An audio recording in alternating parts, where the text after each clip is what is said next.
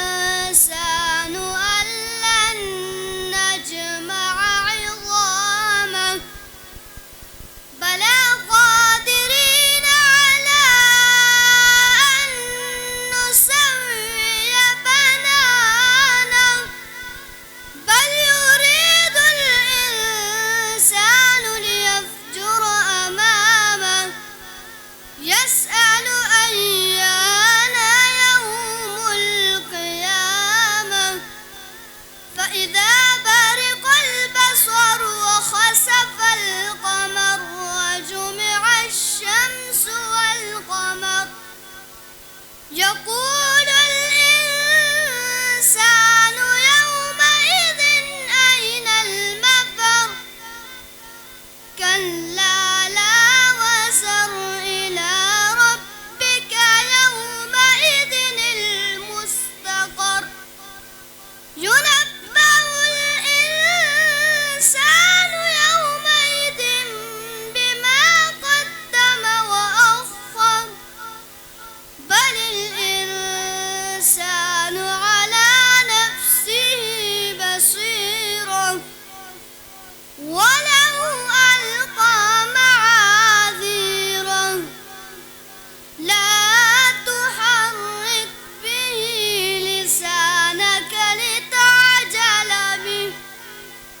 إن علينا جمعه وقرآنه فإذا قرأناه فاتبع قرآنه ثم إن علينا بيانه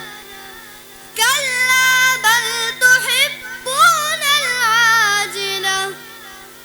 وتذرون الآخرة وجوه يومئذ ناظرة إلى ربها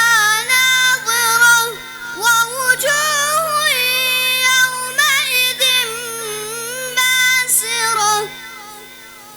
تظن أن يفعل بها فاقرة كلا إذا بلغت التراقي وقيل من راق وظن أنه الفراق والتفت الساق بالساق إلى ربك يومئذ المساق فلا صدق ولا صلى ولكن كذب وتولى ثم ذهب إلى أهله يتمطى أولى لك فأولى ثم أولى لك فأولى أيحسب الإنسان أن يترك سدى ألم يك نطفة